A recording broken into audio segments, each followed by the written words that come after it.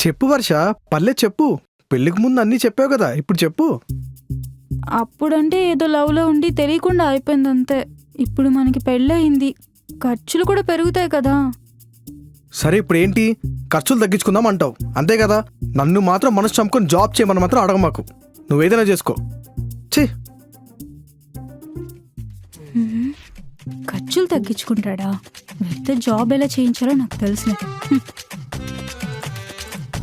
Yes, వీడొకడు ఎప్పుడు ఏదో ఒకటి రాస్తూ ఉంటాడు. మచ్చా హ్మ్. ఇప్పుడే ఒక సీన్ రాసారా, సూపర్ వచ్చింది, వింటావా? హ్మ్. హీరో హీరోయిన్ లేచిపోయి వచ్చి లవ్ మ్యారేజ్ చేసుకుంటారు. వాళ్ళిద్దరి మధ్య ఫస్ట్ నైట్ ఎలా జరిగింది, అది సీన్.